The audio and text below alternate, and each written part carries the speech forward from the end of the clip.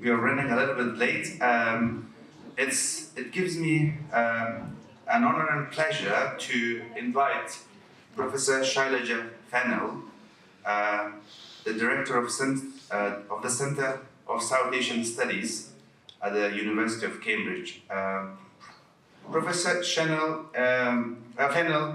is working on economic security of resilience and a fellow of Jesus College. She was awarded her degree, BA and MA and MPhil in economics from the University of Delhi, and then went to read an MPhil and PhD at the Faculty of Economics and Politics, University of Cambridge. Shailaja was the global lead of an ASEAN-funded project 2019 and responsible for designing, framework, commissioning of over 50 global experts, compiling latest research to deliver the first ASEAN Development Outlook.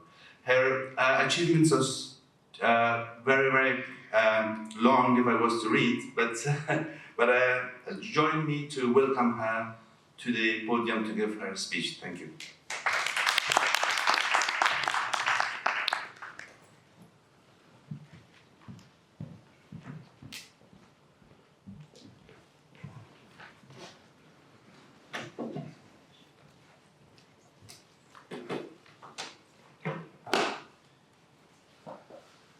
Thank you so much for those kind words, Zalmai, and thank you for inviting me to the conference. And it's very exciting at a time where we are looking at a world which is reframing itself and also, unfortunately, being reframed by very difficult events.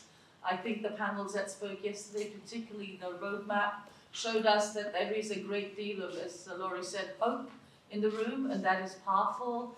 And I too hope that we can move forward building on these things so that as partners we can look at a more resilient and sustainable future for the peoples of Afghanistan.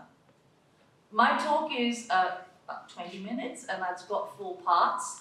I do apologize, the first 2 parts will have an academic tone. That's one of the dangers of being an academic. But I want to raise issues that were in the room yesterday, both about the importance of learning from within a country and its peoples, and the challenge that poses to theory making for those of us or for scholars who tend to think, shall we say, in ivory towers. And I'm hoping very much as a consequence of that conversation between those, I can then move to what is the crossroads configuration, what are the policy design dimensions that might be more effective in working with local communities in Afghanistan, and recognizing that the collapse of civil society is not a unique or extreme feature in Afghanistan. We've seen this around the world, both in the past, and we're seeing some of it at the moment. So this is something which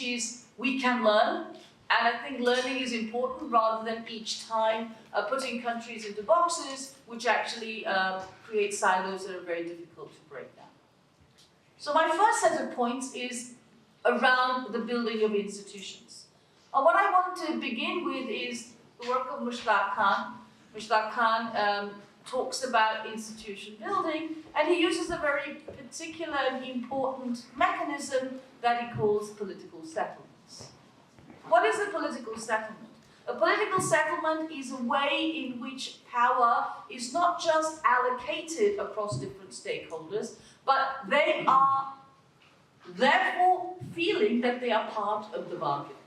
When you have elite settlements with a large number of groups outside, and it can be any kind of elite, it can be a political elite, it can be a religious elite, it can be an economic elite, those outside of the negotiating table who haven't made it to the table will start to feel affronted, and that resentment will lead them to oppose that form of power arrangement. And so you end up with contestation, and contestation is what leads to collapse. Where there is negotiation rather than contestation, you move towards stability.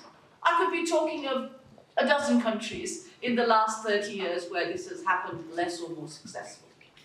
And as we know, going back to the 2000s, there was a narrative, and this is what I mean by pigeonholing or putting countries into boxes, that there was something peculiar about countries where there was contestation and they were deemed fragile or worse still failed. It's fortunate in the last quarter century we've moved away from that simple naming of countries to thinking, and Mushtaq's work has been very fundamental in this, to thinking about what can we do and understand in the political settlements literature which will allow for more negotiation and prevent us to falling into extreme forms of contestation. The aspect I want to mention for today's discussion is the difference between what we call formal and informal institutions. And here I, just for a moment, think about what we call the Western literature, or the literature of the post-Westphalian state. The notion that formal institutions, let's say the law, and the various institutions that uphold the law, and the formulations of ideal types of institutions, the market, the state, the judiciary, is essential for the governance of a country. I'm not making the point that formal institutions are not significant. I'm making a slightly point to the side that in most countries through the development process, informal institutions play a much more significant role in these countries. And therefore, recognizing that oftentimes people will use the informal bazaar or forms of credit, the ways in which people lead their lives, the transactions and the exchanges that they undertake will be in the informal sector. So the argument that Mushtaq Khan makes is recognizing the powerful and very significant domination of informal institutions, working with them towards formalization would be a much more effective way than to break down informal institutions, which leads to a vacuum, and formal institutions don't grow very well in vacuums. And so, just drawing on Mushtaq's point, that's the first thing that I wanted to say. What has typically happened is contestation in the informal sector has been given a series of, shall I say, bad names. They're called clientelist. And Khan makes the point that clients are actually quite powerful. Clients can change the behavior of a provider. So client doesn't necessarily mean it's an alternative or lesser form of competition. You can compete as a client. If you think of a money lender, different people want different rates. If the money lender is very expensive, you go to a different money lender. That leads to forms of competition. So for Saturday morning, I'm not going to go into grander theory, but just to say we have a literature on political settlements which has provided us much more insight than the more simple, straightforward formulation of formalization is a necessary condition for development. So the argument I'm making is warfare needs to be reduced, acute conflict needs to be reduced, understanding the forms of negotiation in the informal ways of life is a very important way of understanding who are the powerful. Or to put it another way, the people at the negotiating table think they're the important people. If, however, other forms of power, be it military power or religious power or gender power, are outside the room, you're not going to create a stable situation. So that's my first point. Let us try and look at informality, or what we call local forms of engagement, in equal measure as the form. So where does this take me? I'm going even further back for a moment. Please indulge with me on a Saturday morning. I'm going back to where did the notions that are associated in political science or economics with the post-Westphalian state come from?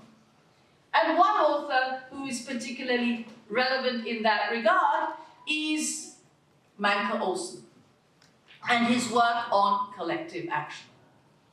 Manke Olsen's work, again, incredibly powerful.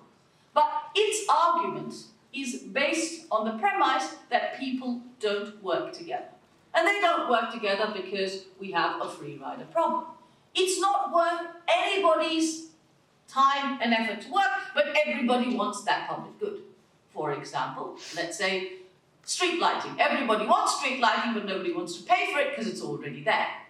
If you don't do that, you don't get street lights. So if we think about the problem of public goods or the failure of collective action, oftentimes states themselves are regarded as failing in creating collective action solutions. It is this link between a failed state and collective action that I'm not saying is wrong, but I'm saying it needs to be nuanced further. Indeed, in Manker Olson's own work, he talked about two types of collective action problem. First order, which is the inability to form a group. Second order, groups which are unable to deliver public goods because there's not enough incentive. Might I argue that the lack of development is the second order collective action problem? This is not something I'm saying that's new. This has been around in the literature. David Booth talked about this in 2010. Can we remember this? And this was an idea that the ODI, the Overseas Development Institute, actually talked about in 2010. So it's in the international terrain. If we can think of the difference between first order and second order, we might be able to work with why groups don't feel incentivized to make demands. Because what is successful collective action? It's a way to make a demand. If groups are not at the table, they can't ask for the things that they want.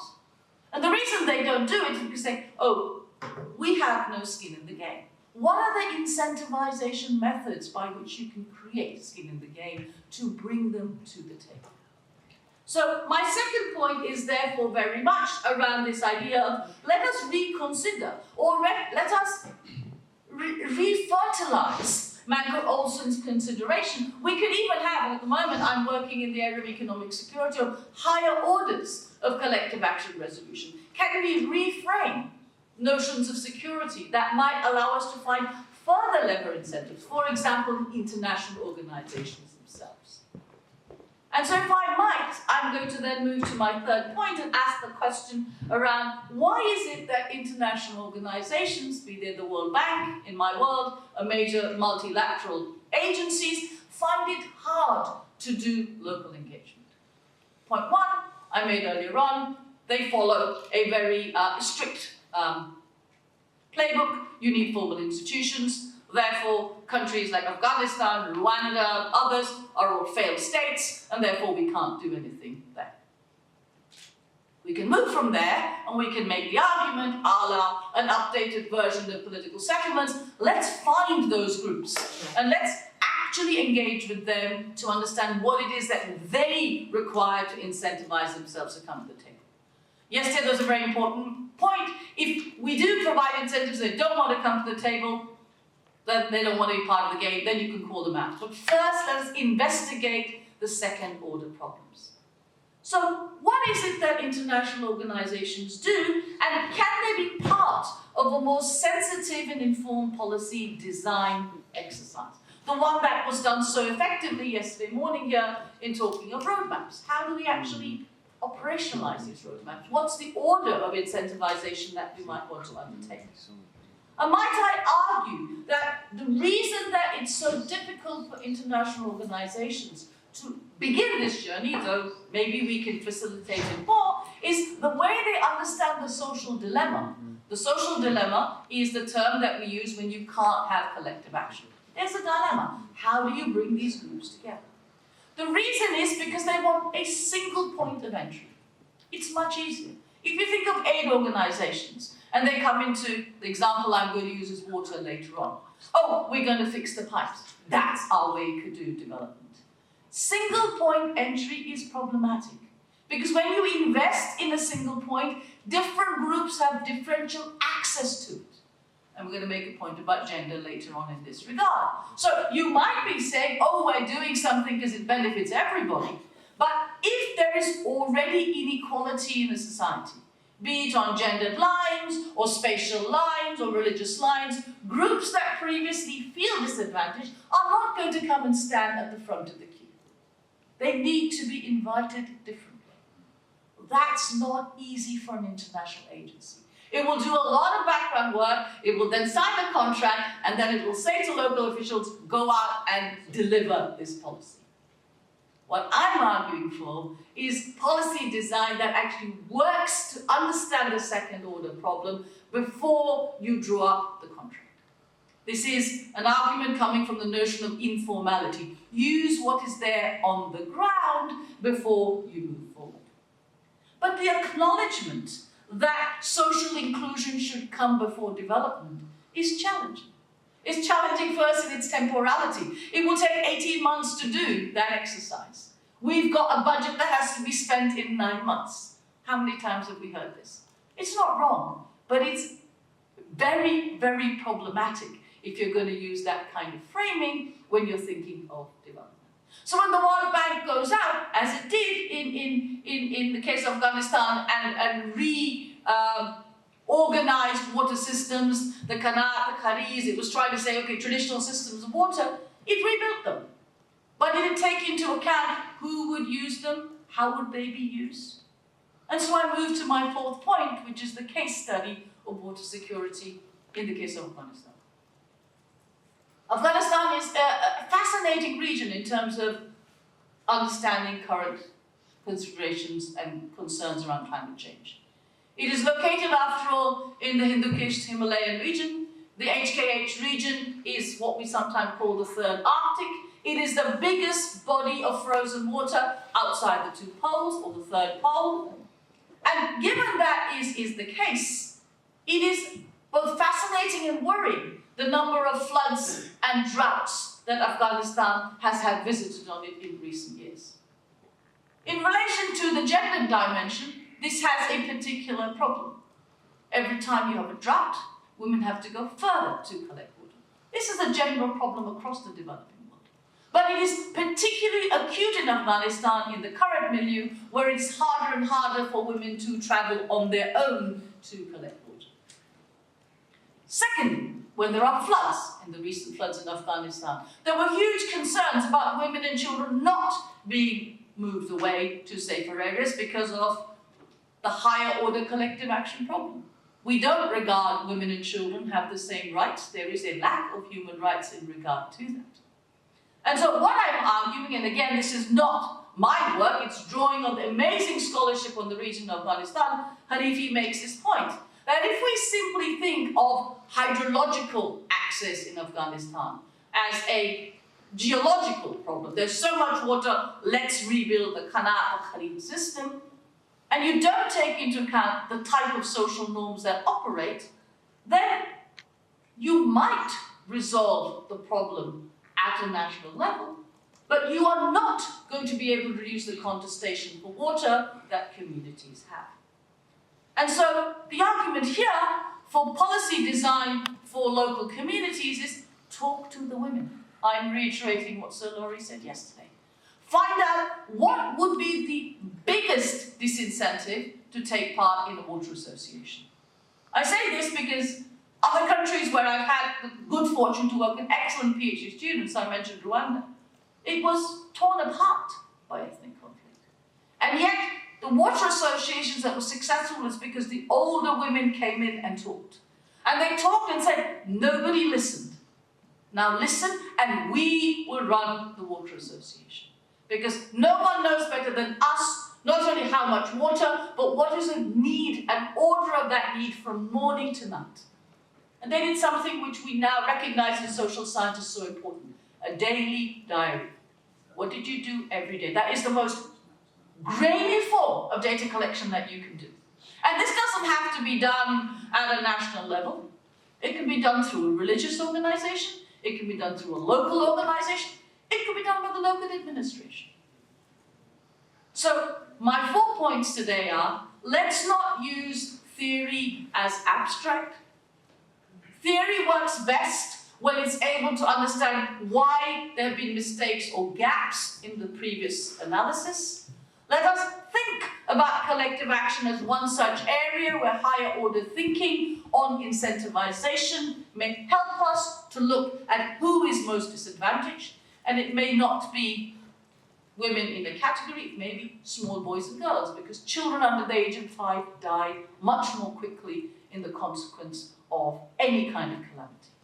So you might get a reordering. We want to first look after our grandchildren. That might not be something that local agencies thought about. Reorder the valuation, let communities come in, then that policy design is much more likely to be effective, and those are the big aid projects that the world and multilateral banks should be supporting. Thank you for your time this afternoon.